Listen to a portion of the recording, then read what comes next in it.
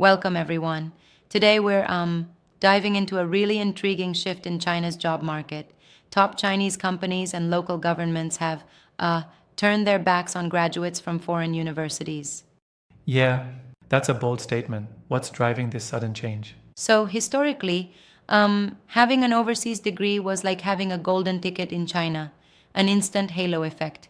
Employers would inflate those credentials, almost treating them like badges of honor. But these days, that's flipping completely. The prestige has faded, and instead, there's a huge tilt toward domestic education and local talent. Mm-hmm. Interesting. So, for graduates who studied abroad, what does this bad shift mean in practical terms? Well, it means that many are facing much lower starting salaries compared to what they used to expect. Instead of their degrees opening doors to high earnings, they're often left with offers that are notably lower. It's like the resume glow just disappeared overnight. Right. That sounds like a dramatic fall from grace. What factors do you think contributed to this reversal? There are a few, really. One is the strategic push by local governments and major companies to boost native talent. They're increasingly prioritizing skills that are honed in local universities, as these are thought to be better aligned with domestic business needs. Plus, there's a cultural element, a sort of nationalist pride that now favors homegrown education over foreign credentials. Yeah, and I guess political factors come into play too, don't they? It sounds like it's not just an economic decision. Absolutely. The political climate does seem to influence these hiring practices. In the past, foreign degrees brought aspirational value, global exposure, and all that. But now, there's a deliberate move to prioritize qualifications that come with a deep understanding of local context and national strategy. Mm-hmm. So, in a way, the very symbol of global competitiveness is being redefined. The foreign degree, once revered, is losing its sheen. Exactly. And this isn't just about prestige, it really translates into real financial outcomes. Graduates coming back now report earnings that are much lower than previous cohorts. It's almost as if the market has recalibrated what credentials it values. Right. That must have a considerable impact on family decisions about education. I mean, if the return on investment for overseas studies is dropping, wouldn't families reconsider sending their kids abroad? Spot on. Many families are now opting to keep their children in domestic universities or choosing lower cost options within Asia. The days of chasing that expensive foreign degree seem to be dwindling, as the practical benefits just aren't there anymore. Mm-hmm. It sounds like a complete paradigm shift, from valuing international credentials to embracing local schooling as the new standard. Exactly.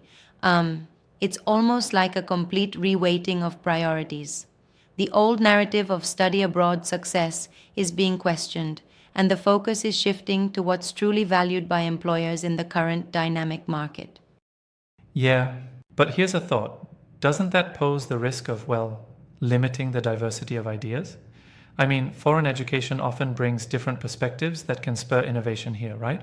That's a fair challenge. I get that having a diverse global perspective is crucial.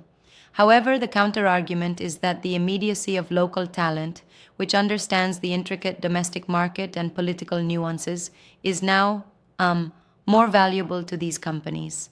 The climate in China is shifting towards self reliance. Mm-hmm. So, it's a balancing act then, embracing international ideas while reinforcing local expertise. Precisely.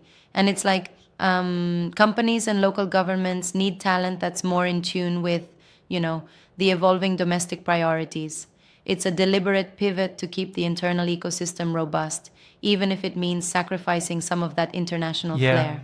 and with this shift, I assume there are ripple effects across all levels of the job market.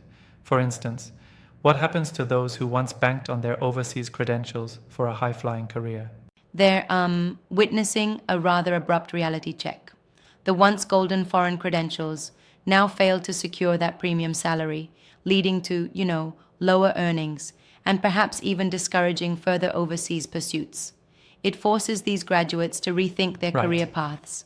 It really seems like domestic universities are becoming the new hotbed for talent.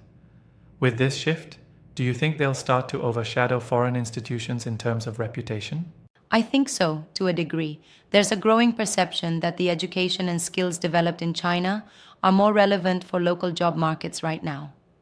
Domestic universities might even see a surge in enrollment as parents and students come to value the pragmatic aspects of local education. And that would have far reaching effects on the international education market. Less Chinese enrollment abroad, a shift in remittance flows, and so on. Absolutely. It's likely that these changes will ripple through, reshaping the market dynamics for years to come. International institutions might need to adjust their recruitment strategies if they want to keep attracting Chinese students. Yep. Now, I do, however, want to respectfully challenge something. While the move to focus on domestic talent is understandable from a policy perspective, couldn't it also potentially narrow the horizon of innovation here if there's too little international input? That's a valid point. I mean, there's no denying that the infusion of global perspectives can ignite creativity and progress. But right now, the policy seems predominantly geared towards ensuring that local talent, which inherently understands domestic challenges, is nurtured. It's like a calculated trade off. And who knows, in the long run, they might find a way to balance both.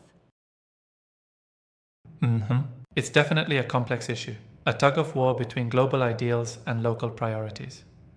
For businesses operating in China, understanding these nuances must be crucial. Absolutely. Global business owners need to keep an eye on these trends, adapt their hiring policies, and perhaps even reevaluate what credentials they truly value in this shifting landscape. It's a dynamic reminder that markets never stand still. Fascinating insights. It's clear that these changes in hiring practices are reshaping not just individual careers, but the entire education ecosystem in China. Right, and it really underscores the idea that in today's fast-paced world, adaptability and staying informed about these trends is everything. Whether it's the choice between domestic versus foreign education or aligning with national strategies, the landscape is constantly evolving. Well said. Thanks for unpacking these developments today. It definitely gives us much to think about moving forward. Thanks for joining in the discussion. Stay curious and keep questioning, because these shifts are just the beginning of a new chapter in global education and employment trends.